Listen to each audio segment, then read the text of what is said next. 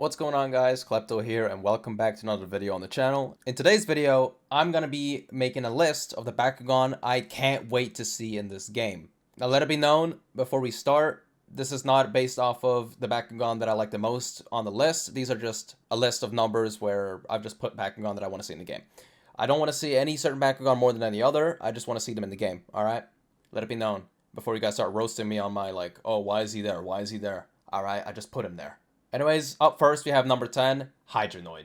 Base Hydranoid. Even though I'm not much of a Hydranoid fan, I gotta admit, he is cool looking. He's got some pretty cool abilities, and he's one that I might enjoy using in the game. He has many abilities, some being already in the game, which I feel will make him broken on release, especially if you pair him with an attribute you really have taken a liking to, except for Subterra, of course. Number 9, Maness. Maness is one of the most anticipated Bakugan to be released in this game. He's probably up there with the most known Season 1 Bakugan ever, and that alone should be enough to get him on this list. He has 4 abilities, one being Marionette, which can move any Bakugan to any card on activation. Do I even need to say more?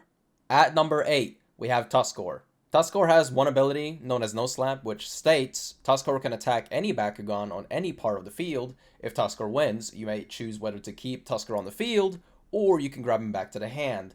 Now, this ability sounds freaking broken. The most important thing is you can literally bitch slap anyone you feel like with a huge nose. Think of it as a schlong. At number 7, we have Apollor. Now, Apollor was the leader of the legendary soldiers of Vestroia, if you didn't know. I mean, most of you probably know. If you don't know, you're living under a rock. Now, he has some of the best design that I've ever seen. His ability cards are fucking terrifying. He definitely is going to need a nerf, that's for sure. I want to see this man in the game badly. I just want to know how they're going to do his Guardian form, or his Senate form and his Guardian form where he's fighting. I just want to see him. That's all that matters. Number 6, we got Wver. Wver is a solid looking Bakugan, design-wise, kind of mid. But she is a Bakugan with another broken ability in Shining Pyrus, which literally has 3 effects that, 1, you could choose from, okay? 1 being you can nullify the opponent's gate card, 2 being nullifying the opponent's ability card, and 3, swapping the G power with the opponent. So, if you're fighting an Alpha Hydranoid at 700 Gs, let's just say, and your Wyvern's at 300 for some reason, you could use that shit and swap the G power. It's a wrap. What? Coming up at number 5, we got Exedra. Just like Apollor, one of the legendary Bakugan, he's just not as strong. In my opinion, you could argue, his Demon Wizard or Final Wizard ability could destroy anything, but he would require a little bit of setup. You would have to throw another Bakugan on the field and then hope that Bakugan doesn't get targeted before your Exedra on the field. If somebody knows you're playing Exedra, they're not going to let you have a single Bakugan on the field. All they're going to do is just push you down. Without Exedra's abilities, he can't really do much about that. Personally, I would love to see him in the game at some stage, since I feel someone will do him justice in the way of his playstyle. Coming up at number 4, we got Centor. Damn. Being one of the gatekeepers, he definitely looks the part and sounds the part. Being both Darkest and Pyrus, he has access to both attribute abilities, which would make battles way more diverse and interesting. Definitely a lot of competitive play coming in with Centor, as well as the other gatekeeper Bakugan. Coming up at number 3 is another gatekeeper Bakugan. You probably guessed it, it's Truman. He is also a gatekeeper, and he definitely has earned his place being able to fight 1v2 against Alpha Hydranoid and Drago. He also has dual attributes being Pyrus and Darkest. He has access to the Darkest and Pyrus abilities, along with his very own special ability known as Dark Eye Superior.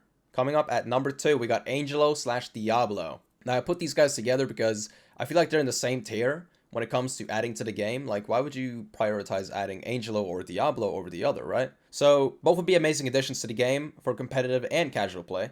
Both are loved, so I mean, why not? And they both possess dual attributes. Angelo being Aquos and Chaos. Meanwhile, Diablo is Pyrus and Aquos. A lot of plays could be made with this team. Coming up at number 1, we have Silent Naga.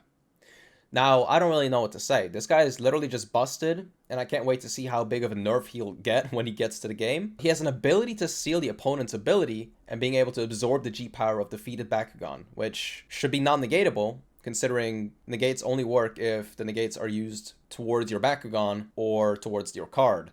So you should not be able to negate it unless you water refrain. The thing is, he should be able to use that ability when he's literally on a different card, which means you can't negate it unless you water refrain. And if you can't negate it or get rid of it, he will probably be unstoppable. But anyways, guys, let me know your opinions in the comments below.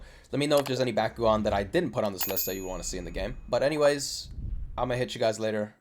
Peace.